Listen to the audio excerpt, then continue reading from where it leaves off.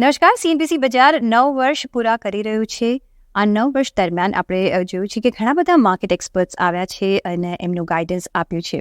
પણ આ સ્પેશિયલ પર્વે આજે આપણી સાથે જોડાઈ રહ્યા છે DSP ઇન્વેસ્ટમેન્ટ્સના હેમેન્દ્ર કોઠારી. હેમેન્દ્રભાઈ, first of all a very warm welcome તમને CNBC બજારમાં. તમને જાણીને ખુશી થશે કે 9 વર્ષ અમે કમ્પ્લીટ કરી રહ્યા છે અને તમને ખબર નહીં યાદ છે કે નહીં, પણ તમે આ 9 વર્ષથી અમારી સાથે સંકળાયેલા છો, કારણ કે જ્યારથી અમે શરૂઆત કરી હતી ત્યારથી તમે અમારી સાથે છો અને તમારું guidance has helped our viewers અને અસ એઝ વેલ. હું બહુ હેપી છું કે આ તમે કહો છો. હું 9 વર્ષથી શરૂઆતથી તમારી સાથે છું. આઈ એમ વેરી પ્રાઉડ કે તમે આટલું સારું કરો છો. અમારા બધા ગુજરાતમાં લોકો બધું તમારું સાંભળે છે and it is the most popular business news જે થાય છે ગુજરાતમાં એ તમારા જ છે. So I'm very happy with that. So do you think, કારણ કે જ્યારે અમે શરૂઆત કરી હતી ત્યારે we were the first in this kind of business અને હજી પણ we are the only one in business community જો વાત કરીએ તો તમને લાગે છે કે being a ગુજરાતી ચેનલ એ ગુજરાતી બિઝનેસ કમ્યુનિટીને એક ચેન્જ કરાવ્યો હશે કે એક ડિફરન્સ કર્યો હશે? ડેફિનેટલી. આ 9 વર્ષમાં તમે જુઓ જે તેજી આવી અને જે પ્રમાણે માર્કેટ ગયું ઉપર ગયું તે તમારો ઘણો હાથ છે એમાં. તમે પ્રોપરલી ઇન્ફોર્મેશન આપો છો, તમે પ્રોપરલી લોકોને બોલાવો છો અને એ લોકોને સમજાવો છો. તો લોકોને તો જાણવું છે વધારે કે શું વેરે લોકો આવે છે અને વાત કરે છે. એ બધાને ઘણો ઇન્ટરેસ્ટ છે એમાં. અને એટલે કોંગ્રેચ્યુલેશન્સ ટુ યુ કે તમે 9 વર્ષ આવે સારી રીતે તમે કાઢ્યા for investors. Coming back to financial markets, જે અમારું we have to deal with financial sector અત્યારે જોઈએ તો ઇઝ બઝિંગ. હા, ઇન્ડિયા એક બઝિંગ હવે એક ગ્રાઉન્ડ બની ગયું છે. ઇક્વિટી માર્કેટ જોઈએ, again it's buzzing just like us. બજાર જે કહીએ છીએ આપણે કે બજાર ઇઝ બઝિંગ, અમે પણ બઝ થઈ રહ્યા છે અત્યારના. કઈ રીતના તમે જોઈ રહ્યા છો જે ઇવોલ્વમેન્ટ થયું છે ફાઇનાન્શિયલ માર્કેટ વિઝ જે ઇક્વિટી માર્કેટનું જે આપણું ઇન્ડાઇસ છે જે વધી રહ્યું છે, તમે કઈ રીતનું ગ્રોથ જોઈ રહ્યા છો? આઈ થિંક આપણું માર્કેટ તમને ગેરંટી આપું તમને કે 5 વર્ષમાં ડબલ થઈ જશે. આપણું જે બી રેકોર્ડ લેવલ છે તો બી કહું તમને એ તો થવાનું છે. એના કારણો શું છે તમે જુઓ તો આ છેલ્લા 9 વર્ષમાં whether it coincide with the government, must give a credit to our Prime Minister.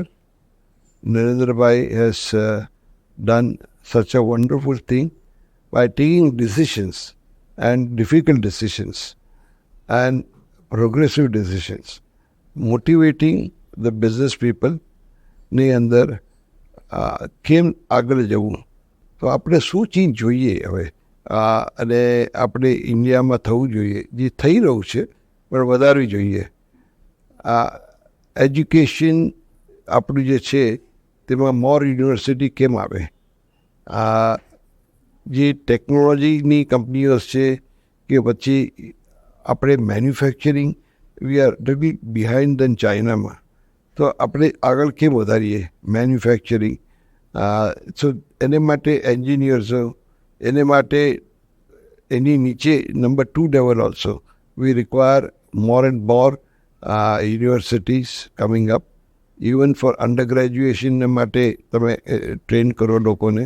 તો what is required is training.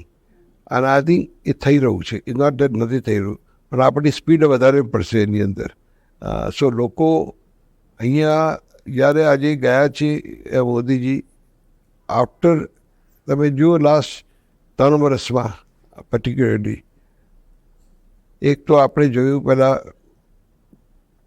દેશ ચાઇનાથી શરૂ થયું અવર પેન્ડેમિક શરૂ થયું. આ પેન્ડેમિક જે થયું તેની અંદર લોકોએ ઘણા પૈસા કરન્સી પ્રિન્ટ કરી. India was one of the wiser. They did not do so much of printing, but they give the surplus food supply to the poor.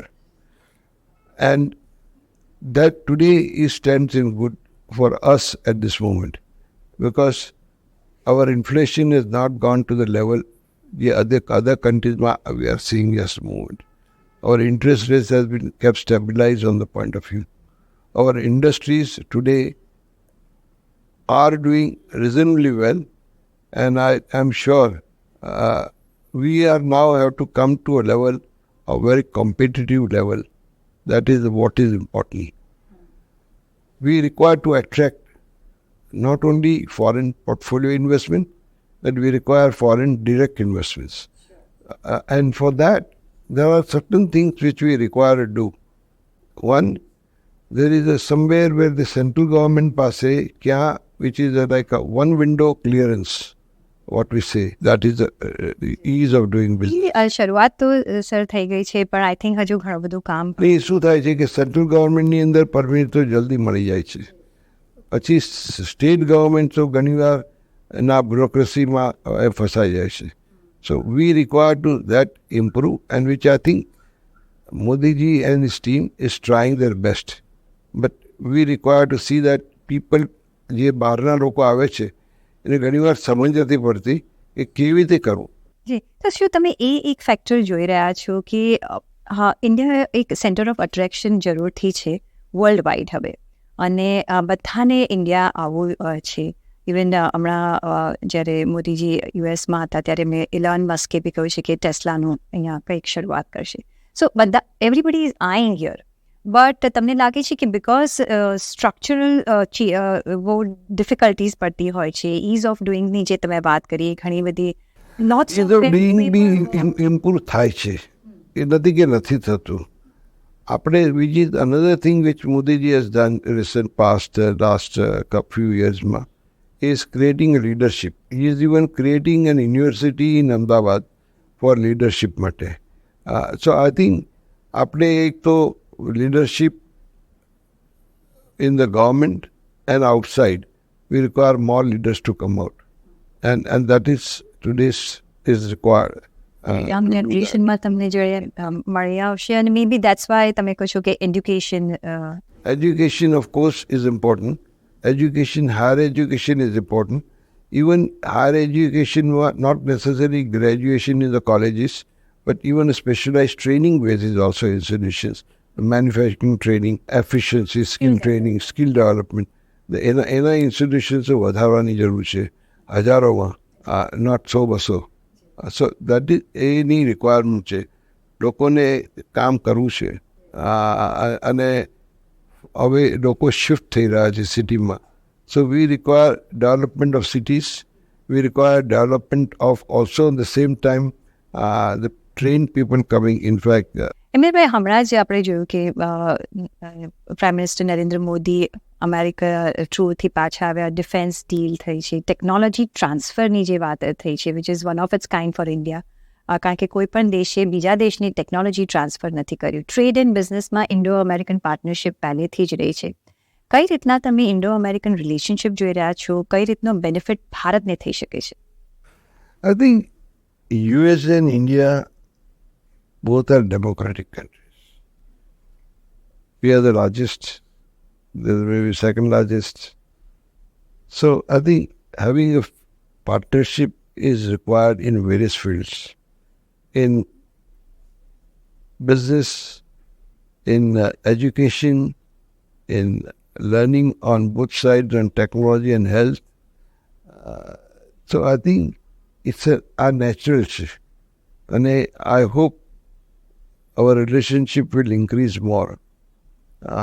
Also, આપણે જોઈએ તો બીજી countries બી, Japan. Now, હું વચ્ચે હમણાં જ મળેલો થોડા દિવસ પહેલાં જાપાનીઝ કાઉન્સિલ જનરલને અહીંયા. So they study well about India, એમાં સ્ટડી ઘણું કર્યું છે એને. So એ લોકો બધાના હજી આપણે ટચ નથી કર્યું બેસ. So there is so many countries હજી આપણે જઈને એન્કરેજ કરીને પૈસા લાવવા જોઈએ, અને પૈસા કરતાં બી એ લોકોની ઇન્ડસ્ટ્રી અહીંયા મૂકે.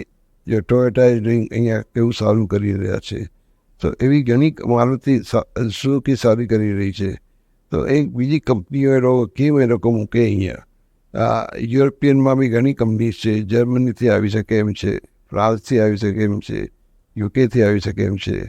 સો આપણે એ કન્ટિન્યુઅસલી માર્કેટિંગ ઓફ ઇન્ડિયાના શું સ્ટ્રેન્થ છે, ઇન્ડિયાના એન્ટરપ્રેન્યોર સાથે લઈ જવું અને વાત કરવી એ લોકો સાથે. કોઈ બી લીડર જતા ઇન્ડિયામાંથી, તો that is going to be continuously requirement. કારણ કે વી આર એઝ એ મેં કહ્યું પહેલાં પ્રમાણે કે આપણે નથી emerging nor emerge, we are somewhere in the middle or near to emerge situation. So આપણે હજી કામ કરવાની જરૂર છે. આપણે જોઈ રહ્યા છીએ કે અબ્રોડથી પણ પાછા ઇન્ડિયા તરફ આવી રહ્યા છે, બિકોઝ હમણાં ભારત એક સેન્ટર અટ્રેક્શન પર છે. બિકોઝ આપણું એક જે અત્યારના આપણે જોઈ રહ્યા છીએ, જે ઇન્ડિયાની ગ્રોથ સ્ટોરી જે આપણે જોઈ રહ્યા છે, ઇટ્સ ઇવોલ્વિંગ ઇન લાઈક મેગ્નિફિસન્ટ વેમાં. પછી ઇકોનોમી પર સે હોય, માર્કેટ્સ હોય, તમને શું લાગે છે કે ઇન્ડિયા કઈ રીતના ડિફરન્શિએટ થઈ ગયું છે રેસ્ટ ઓફ ધ વર્લ્ડથી? જો અગર તમને ફ્યુ પોઈન્ટ. આપણે એમ જોઈએ તો ઇન્ડિયાની અંદર બહુ મોટું માર્કેટ છે પહેલાં તો, બિકોઝ ઓફ પોપ્યુલેશન આપણું.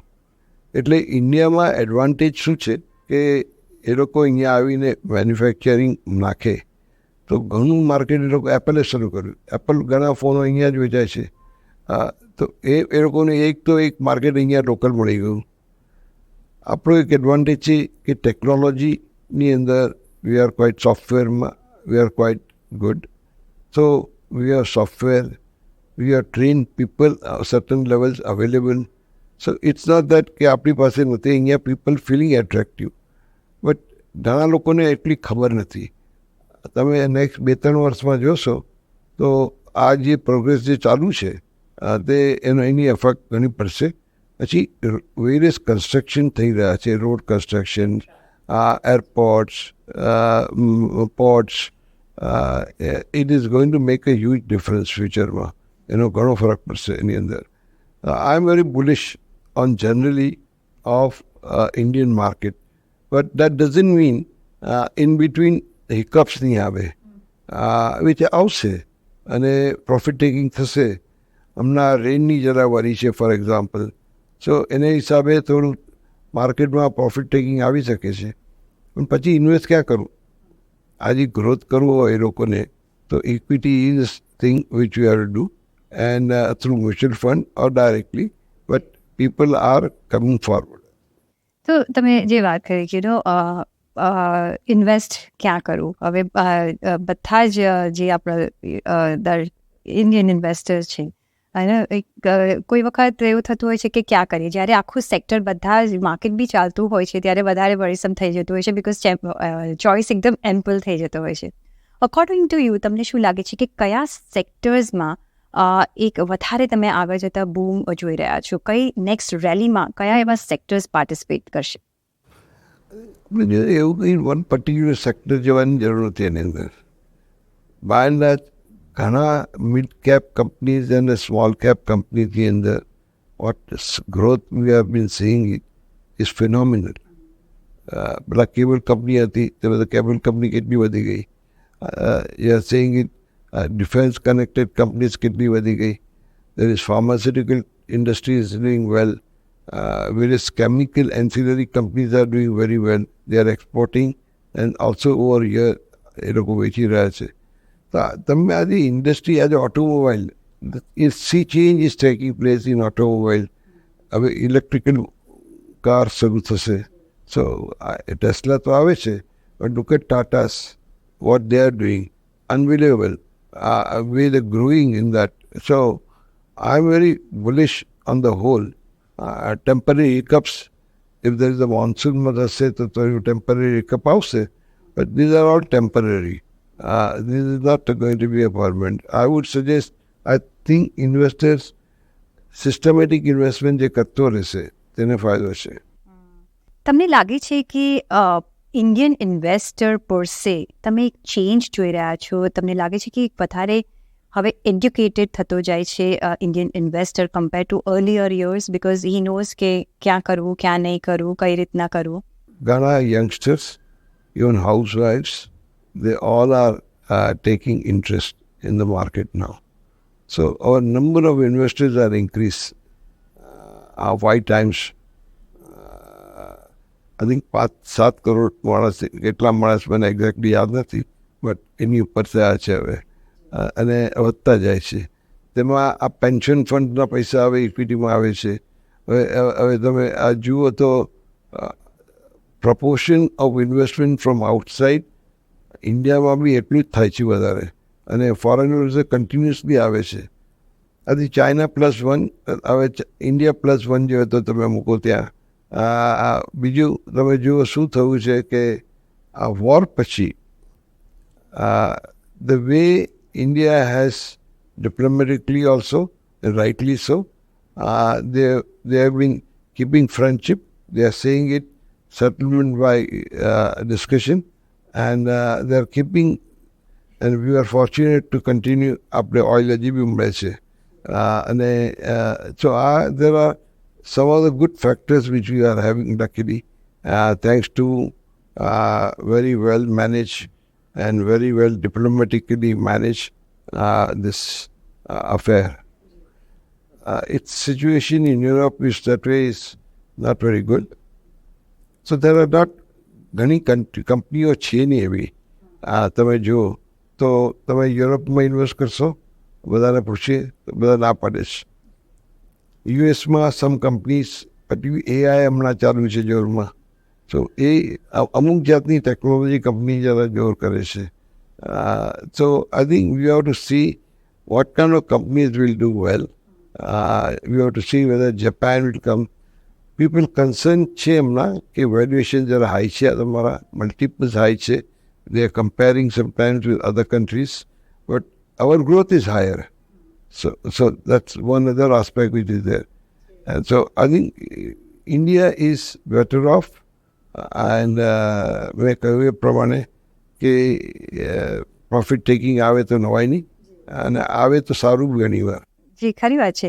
અને ઇમર્જિંગ માર્કેટમાં આપણે ભારતને તમે કઈ રીતના મૂકી રહ્યા છો? બિકોઝ બીજા બી એશિયન કન્ટ્રીઝ છે. હું હમણાં યુએસ અને યુરોપિયન માર્કેટ્સ તો હું બાજુ પર જ રાખું છું, કારણ કે જે રીતે એ લોકોની જે અત્યારના કોઈ ઇમર્જિંગ માર્કેટમાં I don't think we are emerging market. We are nearly immersed. So we are somewhere between emerging market and emerging market. Okay. So આપણે વચ્ચે છે ક્યાંક. So I don't want to compare with other. Can you compare with Brazil? No. Can you compare with whom? There is only China which is there, which has its own strength and weaknesses. It is not a democracy. પણ જે ચાઇનાની અત્યારના condition છે, તમને લાગે છે it's helping India to push forward? It is what's happened in last few years, particularly જે થયું છે 2-3 વર્ષમાં, કોવિડ કે પછી various reason, there is no democracy there. So એ હિસાબે જોઈએ તો India has an advantage.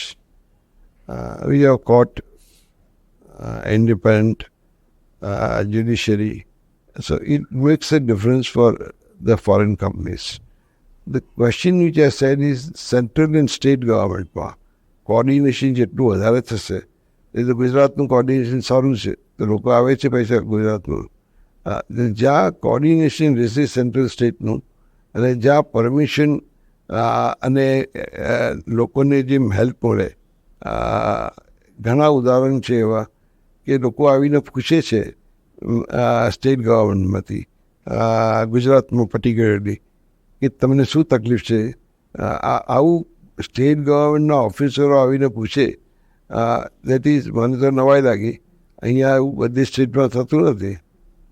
તો coming back to financial markets, આપણે જે હાઈઝ અત્યારના જોઈ રહ્યા છીએ, એફપીઆઈઝ એફઆઈઆઈઝનો જે હવે આપણે જોઈ રહ્યા છીએ કે પાછલા દિવસોમાં પાછા આવી રહ્યા છે, ઇન્વેસ્ટ કરી રહ્યા છે, તમને એમ લાગે છે કે દે ફીલ મોર કમ્ફર્ટેબલ? ઓલ્ધો આપણું political situation was balanced from day 1, જ્યારથી 9 વર્ષથી જ્યારથી નવી ગવર્મેન્ટ આવી છે ત્યારથી, પણ તમને લાગે છે કે રેગ્યુલેશન્સ આર પ્રોપર અને they feel safe to invest in India? Yes, surely. I think our regulations are not safe. Sometimes a little over-regulated, but we are safe. Yeah. So going forward, તમે કઈ રીતના જોઈ રહ્યા છો? Equity versus date, કઈ રીતનો choice ઇન્વેસ્ટરે કરવું? ઇન્વેસ્ટરને basically પોતાનો રિસ્ક પ્રમાણે જોવું જોઈએ. એની એજ કઈ છે, એનું કમાવાનું એ પ્રમાણે, એ ક્યારે રિસ્ક લઈ શકે વધારે? When he is younger. When he can take less risk when is getting older. જ્યારે ઓલ્ડર થાય ત્યારે કેપિટલ પ્રિઝર્વેશનનું હોય. જ્યારે યંગર હોય તો એ કેન ટેક અ રિસ્ક કે કમાશે ને પાછું મૂકશે. સો એ અલગ અલગ રીતે ટાઈમને હિસાબે, એજની હિસાબે કેટલા પૈસા છૂટા છે, એની ડિમાન્ડ શું છે.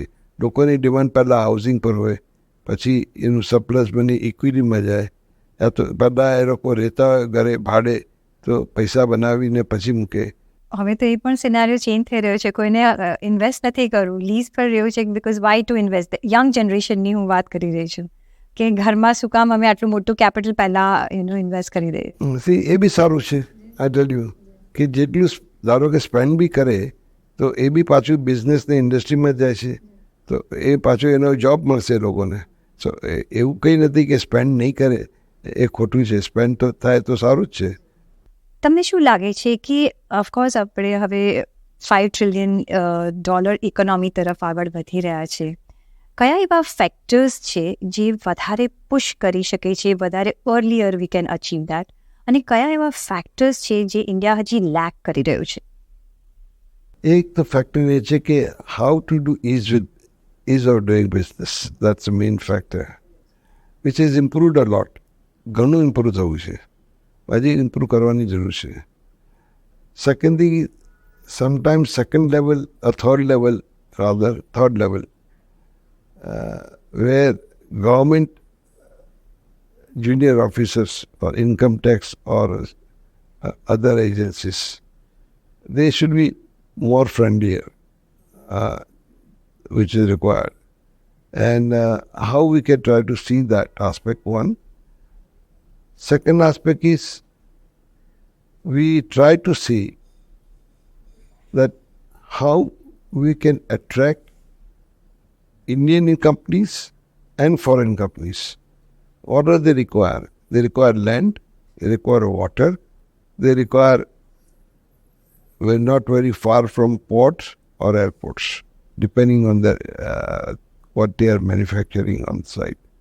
So today there is a way the road construction is taking place in India is amazing. Even railway પર now focus થઈ રહ્યું છે. So I am very optimistic on this matter. You'll see different centers coming up in next 10 years' time. So finally, એક જો ગુરુ મંત્ર આપવો હોય, because our viewers deserve the best and you are the best in giving that. As a કઈ રીતના આપશો investment અને to create the wealth rather for the અમારા જે દર્શકોને જો ક્રિએટ વેલ્થ કરવી હોય તો શું ગુરુ મંત્ર આપશો? એક તો નોટ કેરીડ અવે. બિઝનેસની અંદર રૂમર્સ પર કેરીડ અવે નહીં થવું જોઈએ. લોકોએ થોડું સ્ટડી કરવું જોઈએ, રિસર્ચ કરવું જોઈએ. એનું મલ્ટિપલ શું છે, P multiple for example, price to earning ratio, એનો ગ્રોથ શું છે, કઈ જાતની મેનેજમેન્ટ છે, પાસ્ટ રેકોર્ડ શું છે મેનેજમેન્ટનું, એ થોડી ચીજો જોઈ ઇન્વેસ્ટરો. એ પોતે ડાયરેક્ટ કરતા હોય ઇન્વેસ્ટમેન્ટ તો બાકી મ્યુચ્યુઅલ ફંડની અંદર એ લોકો થ્રુ કરી શકે છે. એની અંદર એ લોકોએ જવું જોઈએ કેવી જાતના લોકો છે, ઓનેસ્ટ છે, ઇન્ટિગ્રિટી છે, various things which are required. Of course performance also is important on that side. So એ પ્રમાણે જવું જોઈએ અને they should come forward. On that note, thank you so much હેમેન્દ્રભાઈ. તમારો ટાઈમ સ્પેર કર્યો અને અમારી સાથે વાતચીત કરી, અને thank you for being part of our journey too. Thank you very much to you કે તમે તમારા 9th યરમાં બી મને બોલાવ્યા તમે. It's a pleasure. Okay, thank you.